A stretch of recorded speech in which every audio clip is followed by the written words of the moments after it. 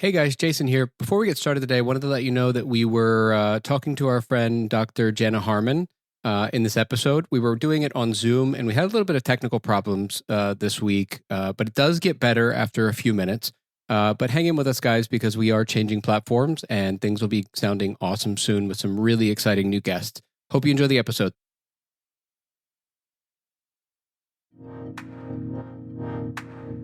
Welcome to the Boundless Bible. My name is David Shapiro. Hey, I'm Javi Marquez. And I'm Jason Holloway.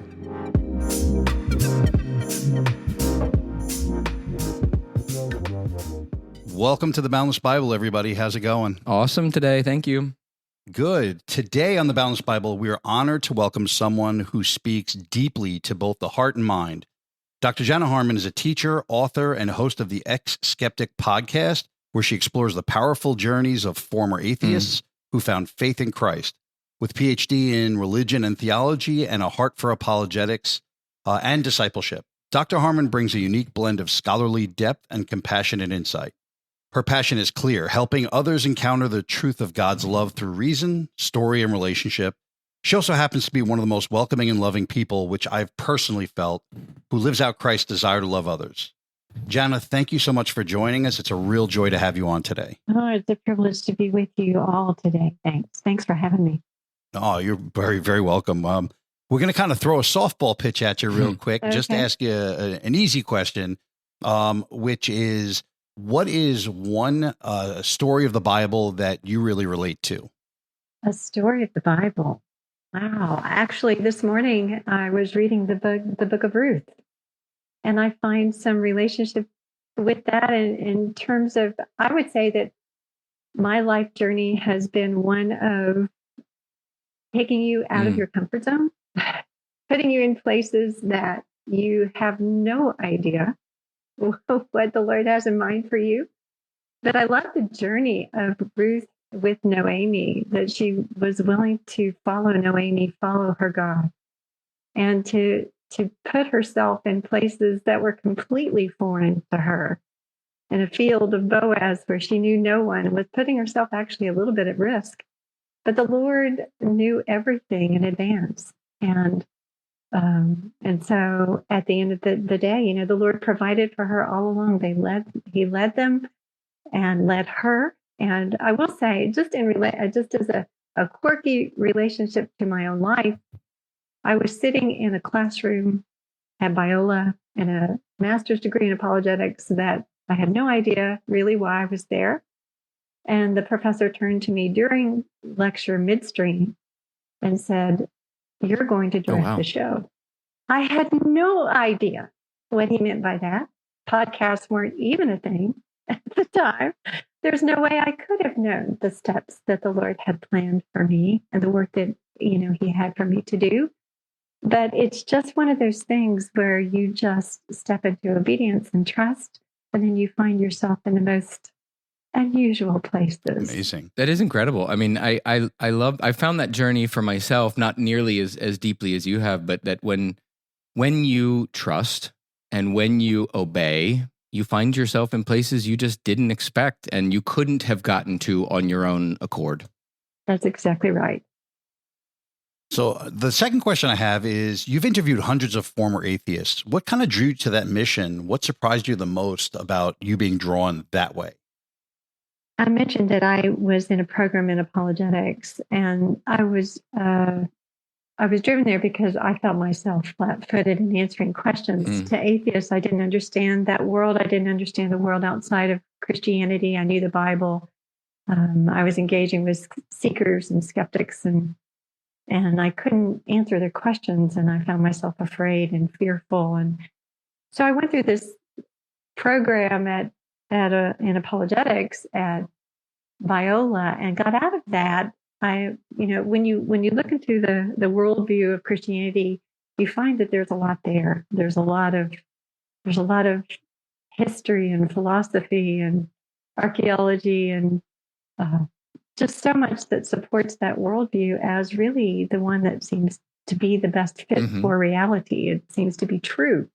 And I was convinced of that. But when I came out of that program, it was really in the rising heyday of the new atheists. So there was a lot of disdain for Christianity, a lot of dismissal, even though we had this incredible evidence.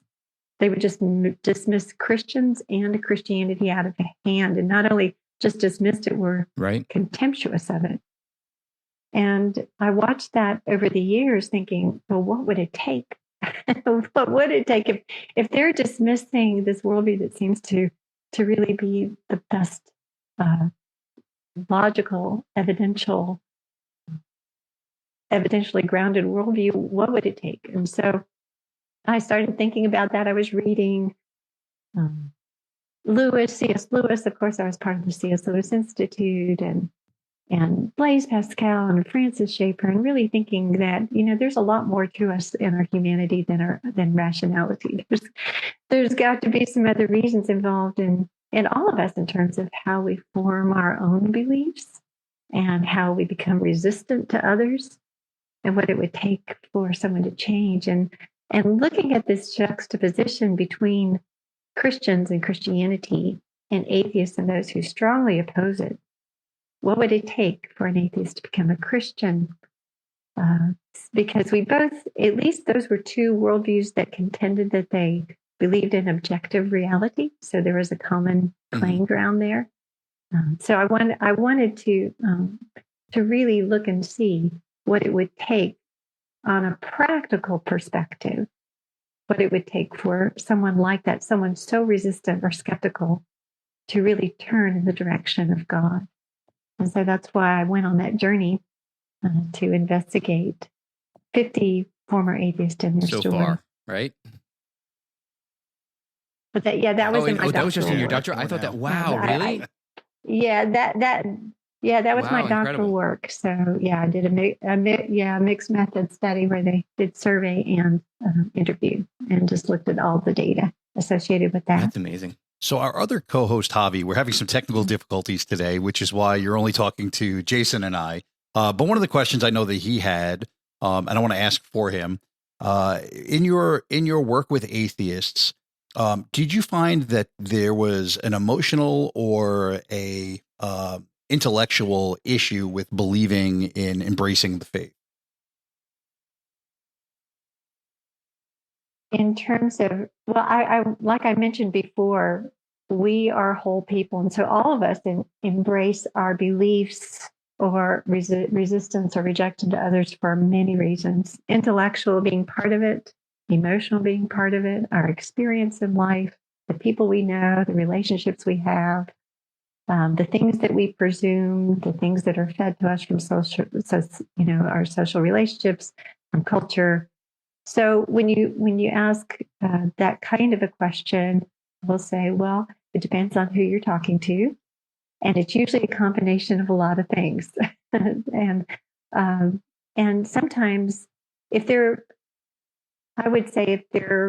more in the intellectual framework, they're more science related, philosophers, a STEM, really thinkers who are interested in the world of ideas, so that they can't believe in the Bible and science or those kinds of things. They think, but there are also a lot of intellectual presumptions against God that are made by people who aren't particularly intellectual too. So there's sometimes there's an emotional component. Someone can have really bad circumstances in life. They can have a negative experience with someone who's religious, a religious person. They cannot think that Christianity is good because they think it just holds moral positions that they find disdainful. Again, it doesn't match with what they want and what they desire.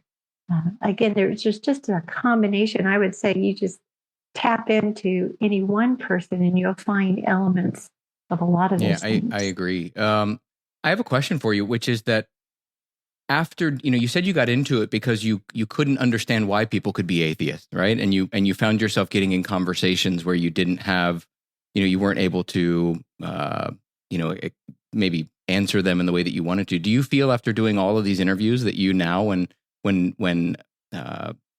somebody comes to you with one of those questions, are you, obviously you're more prepared, but do you feel more prepared? I find myself, even though I feel prepared, I never feel prepared enough.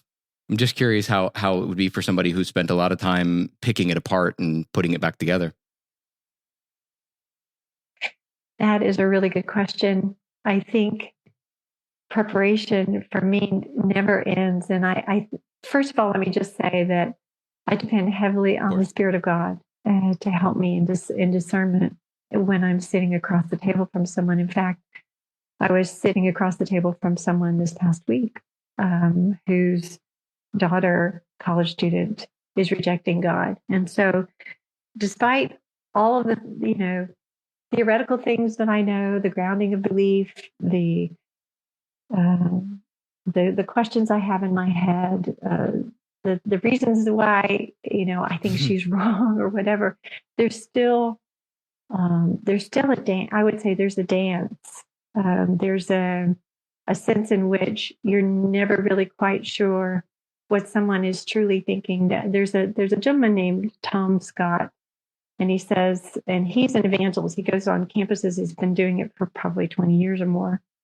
And he said there are reasons why people give why they don't believe, and then there are the real reasons. So I was sitting across from this college student in my lab. I've known her since she was a baby. And she was expressing to me her disbelief in God. And of course, she was coming up with all of these very kind of intellectual reasons, and we were wrestling with that. And like Mary Jo Sharp says, you can play intellectual ping pong, but I got the sense in which you can go on for days with that it wasn't really breaching her real issues. I think her real issues are much, much deeper than that. A lot of hurt, I think, in her life, a lot of isolation. She has a different lifestyle, I believe. And so there are a lot of these other issues that are brewing underneath the surface. So when you're talking with somebody, like I say, it's a bit of a dance, but it's always, first of all, not presuming that you know what they believe or they don't believe. The first thing that you want to do is try to pull that out. What is your story? Why do you believe that? And how did you come to believe that? And why do you think that? You're trying, first of all, to understand what are those objections, the real reasons for disbelief. And I think oftentimes until you can't get there, then other things are this superficial, again, a dance that may not get you anywhere except around the dance floor in a circle, and you keep going around in circles. So preparation, though, I will say, is key, because she was bringing up some points that I was able to wrestle with her intellectually, asking questions. She feels like she has meaning in life. She feels like she has purpose in life.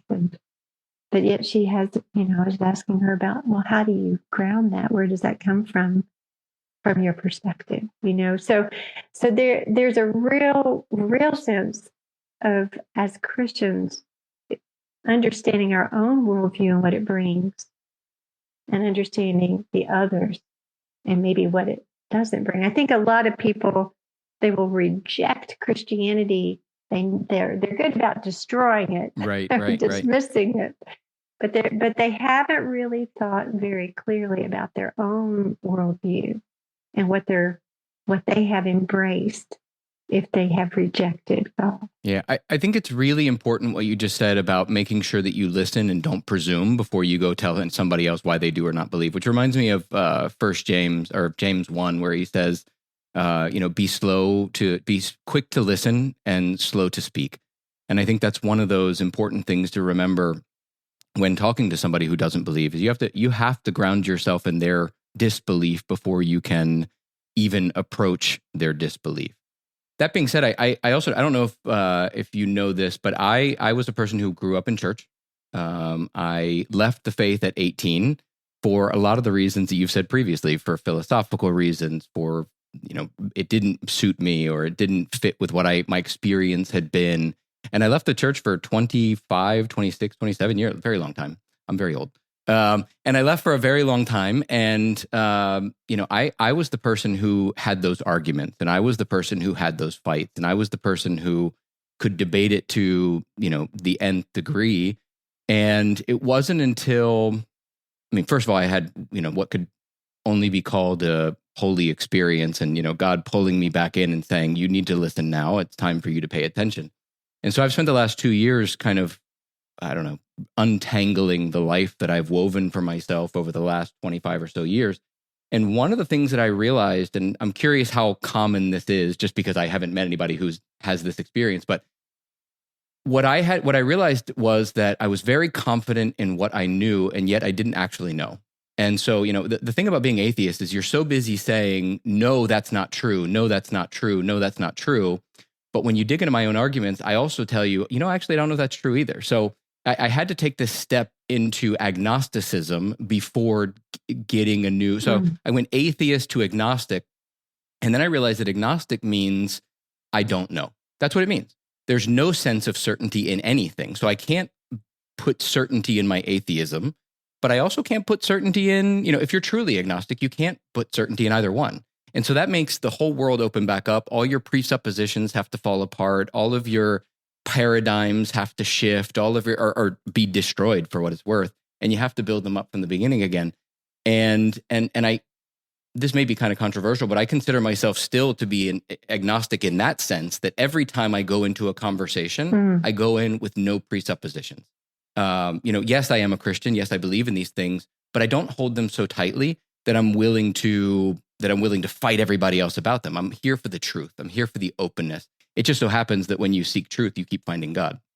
But I'm curious from your experience, how often that seems like a path back to God, or if that's not the case. I don't know. I'm just curious. No, I think, in fact, you're spot on. With those who are really, truly intellectually honest with themselves, they find themselves in a kind of a precarious situation like that. But in fact, the story that we have released right now, his name is Jeff Geibel, math teacher. And I don't know if you've heard that story or not, but he fell into that same situation where he had a really challenging upbringing, let's just say, decided he found church as a place of an oasis apart from the chaos of his own home experience, and ended up embracing Christ and all of those things, and became an evangelist, learned apologetics. And then, based upon an experience, he had an amazing experience with God, and it was confirming for him that God is real. And then he had this other really strange experience, and I'll let you listen to that. That made him wonder if experience alone was not sufficient, because we can be fooled, right? So he became an extreme skeptic, and started a chat room basically for about 5 years of how do you know? So anyone who would come in, he would say, well, how do you know that? Okay. And then someone That's amazing. would, express proposition. Well, how do you know that? It was like a child going, well, Exactly. why? And he lived in this place of extreme agnosticism, which is a really hard place to be. But ended up, and this seems to be an interesting and recent theme that I'm hearing.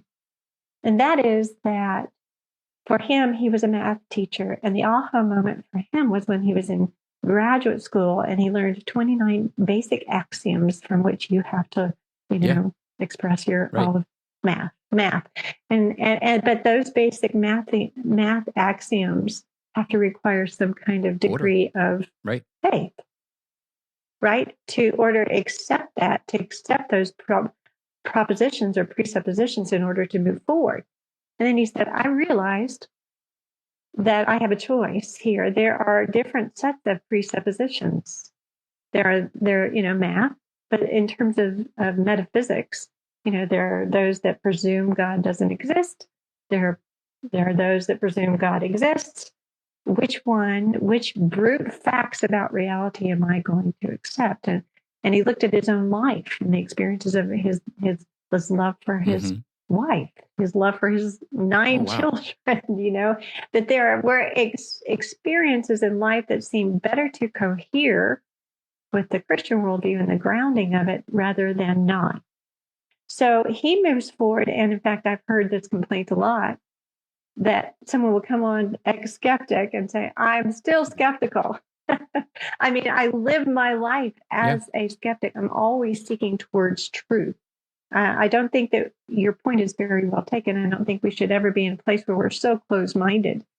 I think that the Lord gives us confidence, and there's language in the scripture about so that you can know. But in our own human limited capacities, we are limited in our capacity. We're never certain. There's never proof in this world, in terms of 100% certainty. Certainly the Holy Spirit confirms for us, and the scripture confirms for us, and certain objective realities confirm for us that this is the truth. And, it is the story of reality that makes the most sense, the most correspondent to reality, is the most coherent, it's the most comprehensive, in terms of the things that we can know. But yes, there it's kind of like the word deconstruction, right? There's the word skepticism. It can be good in the sense that we are seeking after that which is true. And I think a lot of people, again, like you, Jason, or like thinkers, they're constantly wrestling with, yes, I'm I forget what his percentage was, it's in the majority percentage, that I really think I'm in the right place here. I can't be for certain, but I want to be open to wherever the evidence leads. And that's where some people just find themselves in this place of cognitive dissonance, but yet the evidence seems to be leading towards God. Like you say, the more that you look, the more you're going in the direction of God. I read. You did an episode with Michael Guillaume. I think that's how you say his name, Michael Guillaume. He wrote "Believing is Seeing," and when I read his story, I felt a kindred spirit there, because he found his agnosticism, or his belief even, through science. And he found, the crazy thing about science is people think that science is written in stone, and yet everything that's written in stone is actually in sand, and why any of it actually works is a huge mystery. Like even the scientists who know the most about the most, what they find out is they know nothing. And the deeper you go into what you know, the less you find out you know. And I have had that experience too. I mean, I'm just one of those tinkerers. I like science and quantum physics and psychology and philosophy. And the more you learn, the more you realize that you do not know. And that's where the birth of my agnosticism was. And so I felt a real kindred spirit with him. And I like to say it out loud, because I feel like there's other people in this world who are coming up against the wall of, oh my goodness, I thought I knew so much, and now I know, and I don't know. But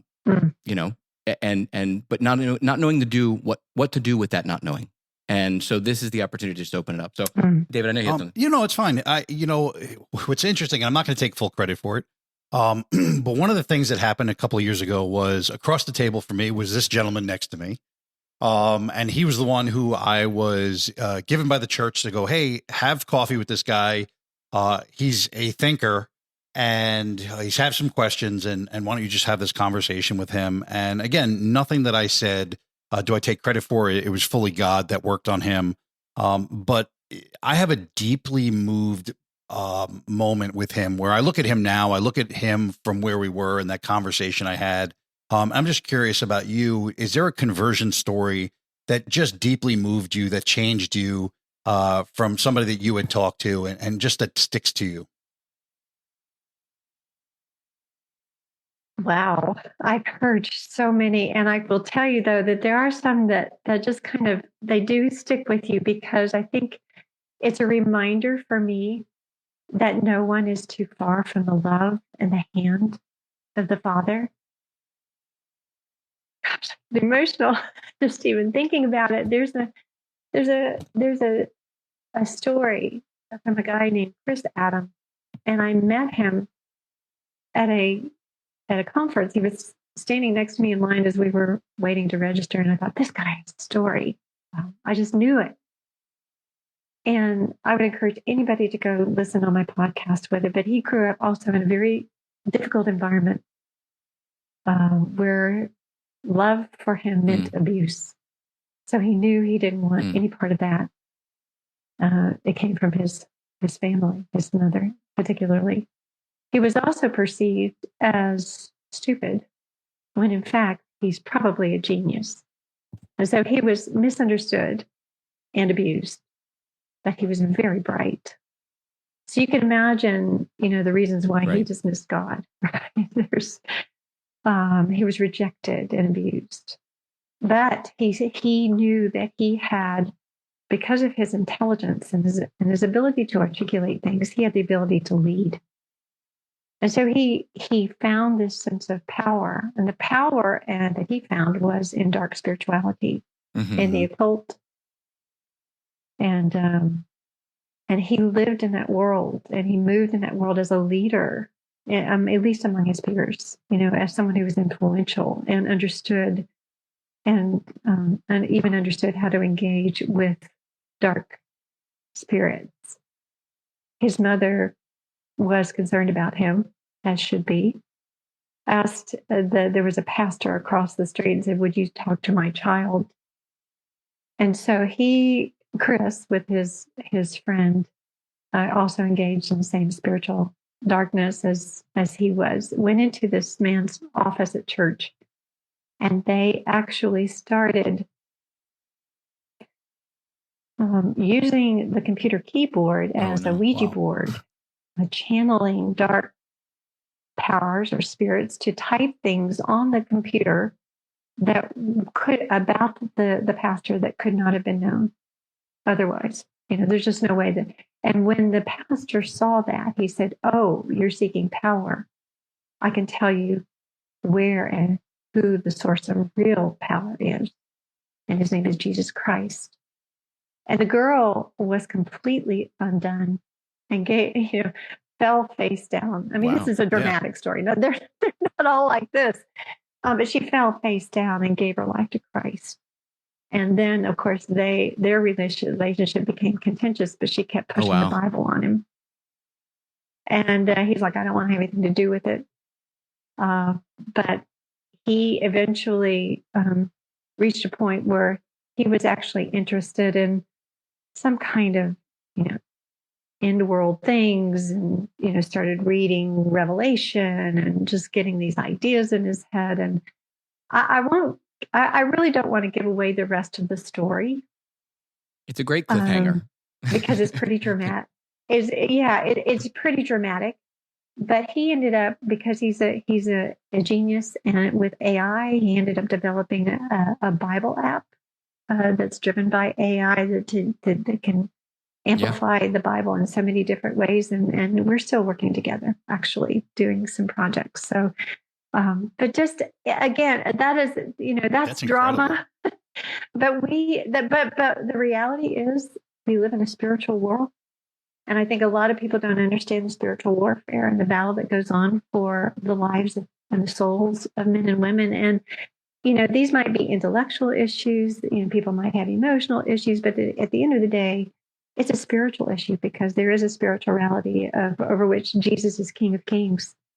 And he, fighting for our souls. And so, but yeah, I think as Christians, we need to be reminded that just because we see someone who may be distant or, really far, and you think there's no way, it's not worth it, it's not an investment, not worth praying for him or her, it's so worth praying.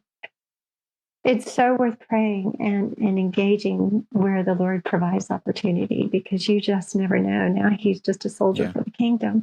I think it's so interesting. The thing that I've learned over the past year, and I'm still trying to come to terms with it or fully understand it, which is that there are two very different sides to Christianity. There is the academic, cognitive, social, scholastic side. It's the knowledge, it's the apologetics, it's all those.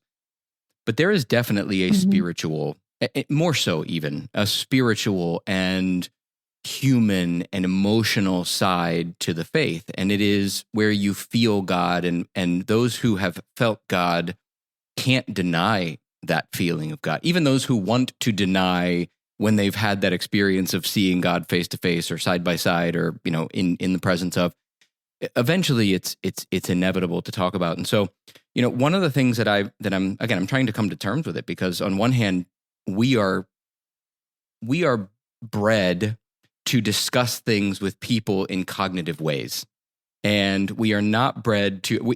We have to pray for people, but praying for people doesn't feel, when you're face to face with them, like the action that they're looking for.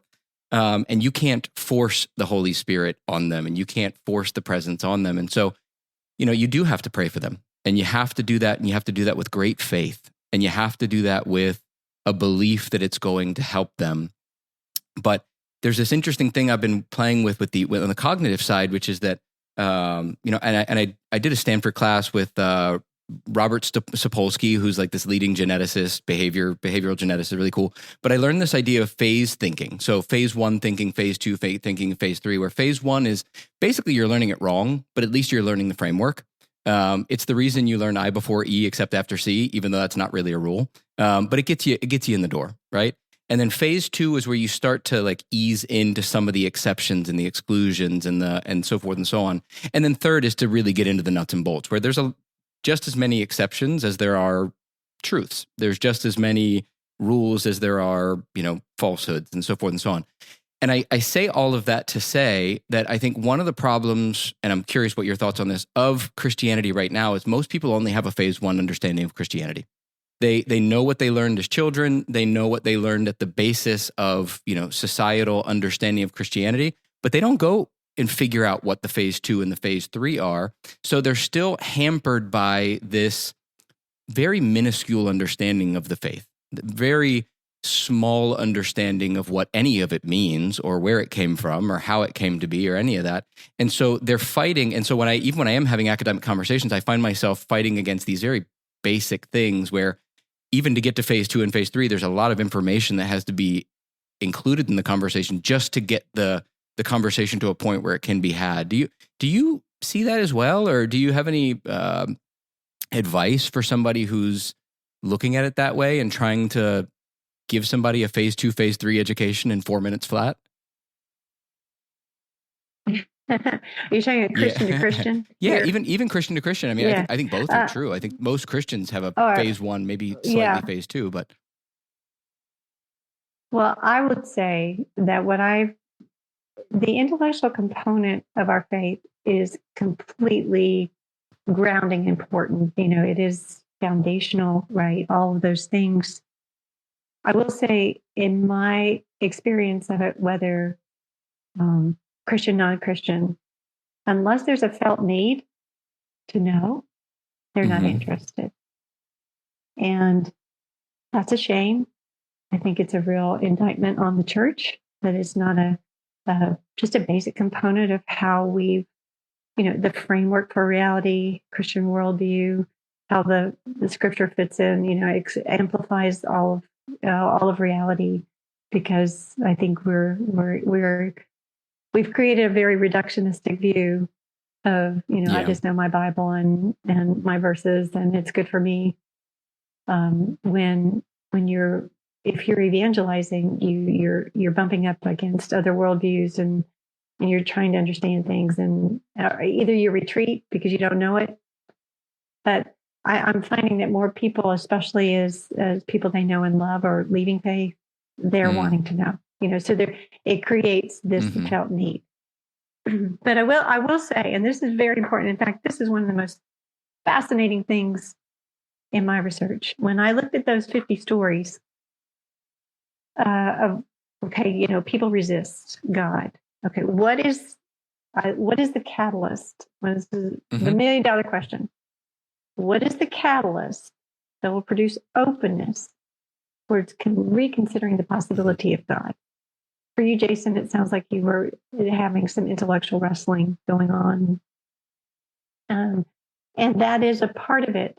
But for the majority of those, at least in that group of 50, and I'm looking at a group of scientists right now, but for that group of 50, what opened them was not an intellectual or rational argument or reason or evidence. They weren't necessarily curious about it from an intellectual perspective. It was a very human reason.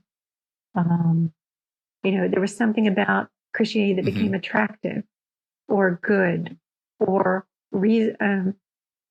Let's just say there was someone they met that broke down their preconceived negative sensibilities about Christianity, or they had this either sense of intellectual longing, because I'm a scientist and my worldview is not making sense of the increasing data, or it could be that we have a huge meaning crisis out there.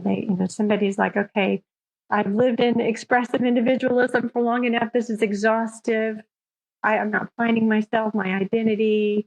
I'm lost. I'm empty. I'm lonely. In this technological era where we're having increased loneliness, isolation, meaninglessness, searching, all these things that, people are moving from this sense of liquid modernity, and I'm my own God, and that sounds really good too. Okay, let's find something stable here. Where's something I can hold on to that's real and true, that actually does provide all the things that I'm humanly craving, value, love, belonging, sense of purpose. What's life all about? Who am I? Those big questions, those seem to be the bigger driver as a door opener. They're just door openers. And then over time, though, they didn't want to embrace Christianity if it wasn't true. I think that there is a certain, and I seem to be a little bit of a lone voice, but I think that there's something that I consider to be existential oughtness, like if there's a moral oughtness about reality. I think there's an existential oughtness, an existential truth, that the only worldview that matches with our, desires, the argument from desire, the only worldview that matches that or provides for that or satisfies that is the Christian worldview. And I think that a reductionistic view of apologetics to merely the intellectual is missing out on this larger story that everyone wants to be a part of. Everybody wants to feel loved, valued, purposed, have a sense of belonging. Those are very deep human intrinsic cravings and needs that they are a huge apologetic. We need to be here saying only the Christian worldview provides those things that your heart is craving for. Yes, the intellectual part grounds that. It sustains that. It helps to sustain that. It's true. But you're right, Jason. I think we need to have a much more fully orbed, holistic kind of human. I don't mean that in a humanistic way, but in a human way that connects with people and the things that they're actually looking for in life. That we provide that. And hey, by the way, it's true. I've told David that as well. I mean, David is has already mentioned that he was one of the kind of leading factors that led me back into it. And it wasn't the conversations, although those were fascinating, and it wasn't the logic, although that was fascinating, but it was watching who he was as a person. It was seeing who he had been transformed into. And Javi, who very sadly isn't on this call with us, but the two of them, seeing who they are and seeing who they were and who they were because of Christ. Yes. That was the motivating factor. If I could take a quick question, what's the age? Was there a median age that you found that people tended to realize, none of this is making sense and I need to get somewhere quickly? Yeah, at least in that particular study, the average age of leaving faith was 15, and I would say it's a little bit younger. But the average age of catalyst was 26. They lived in atheism for about 10 years on average. Of course, some lived decades, some lived short periods. But I guess it was the quarter life crisis. Yeah, I mean, that makes sense. What's interesting is there's actually some research that young men, older teens, are actually coming back to the church at a larger rate, which is incredible based on what you've seen. Yes. Well, we just finished talking to some. Yes, we just Gen finished Z talking to some men. youth, and Yes. they made a really good point.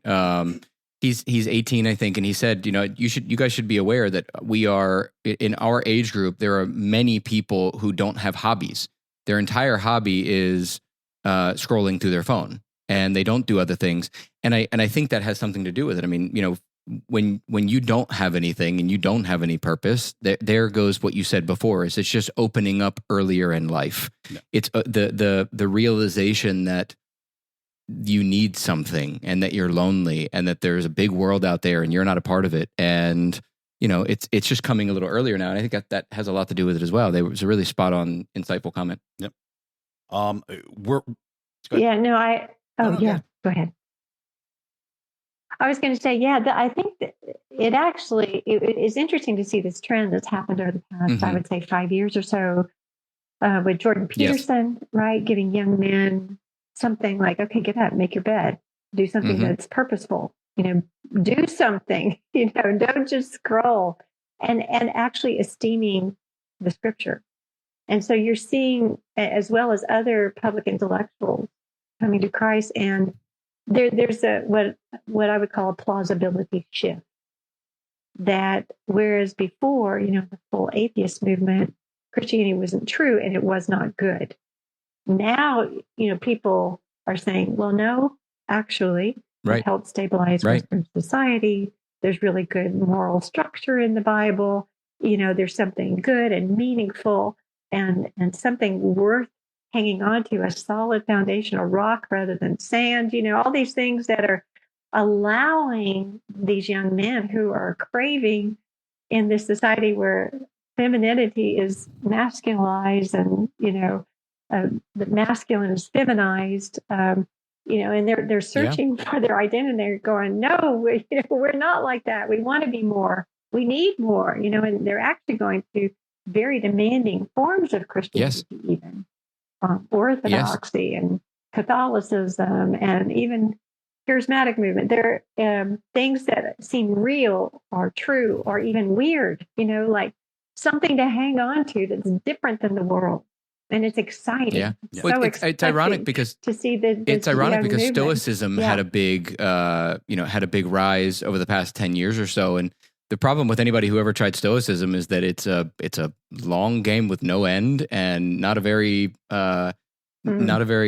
fruitful one at that. And so, and yet when you look at the discipline that is required to be Stoic, and then you look at the discipline that is required to be faithful in the Old Testament, New Testament version, you actually see something very similar, except you have an end in sight and you're not alone. And there are others who care for you. And there is a God who is on your side. And it's like, and I was looking at that the other day. And I was like, that's really an interesting byproduct of no meaning, is that you could find the thing that's very, very similar, yet has meaning, and pull it all together. And now here we are. And thank God we are.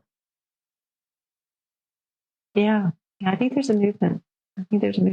It's so good. One of the things that I just want to leave with is even people like me who, seem like I have it all together. I have all the information. I love to defend the faith. I love to read through the Bible. There are moments we have where I started going through imposter syndrome the other day. Oh, for sure. And one of the people that I reached out to was Jana. And actually was the only person who was able to give me some advice to pull me out, which I truly appreciate. But Jenna, where can listeners follow your work, your podcast? Where can they hear from you? Because I think you know what you say is really valuable to a lot of people.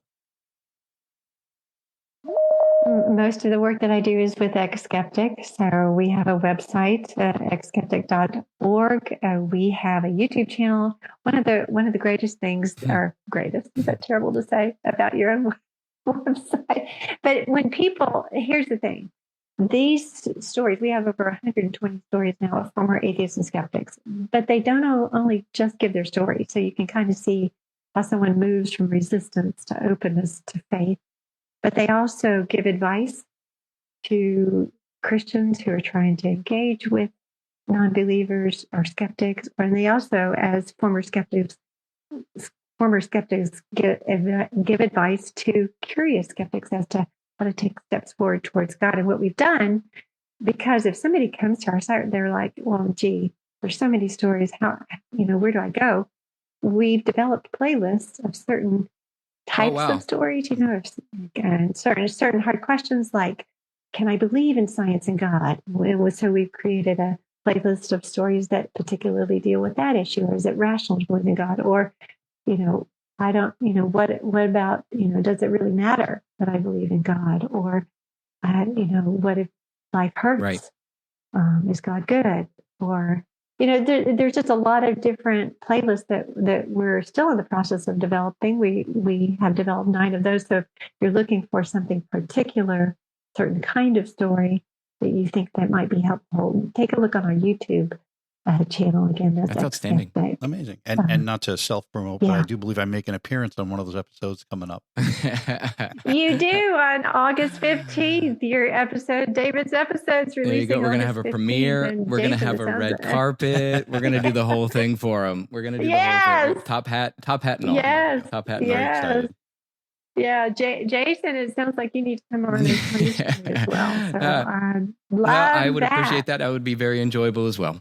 Well, Jenna, this has been so wonderful. I have appreciated this. I have taken way too much of the talking part of this, and I apologize for that to David and to anyone listening. It's good to see you so excited, and hopefully Jenna will allow me to keep poking in emails at her, so I'll spend other time with her. Well, we really appreciate your time. We appreciate your insights. They are outstanding. We would love to do this again with slightly less technical problems maybe next time. But we appreciate you. We are thankful for you. And to all of our listeners, we are also thankful to you. We appreciate you. We appreciate your time. We know you could be doing lots of other things, but you are here with us, learning about God, learning about why it's important to continue this journey of faith, and even how to help those around you become closer in that faith or come to that faith. Also appreciate your likes, comments, reviews, and we look forward to talking to you next week. Thanks a lot. Thank you.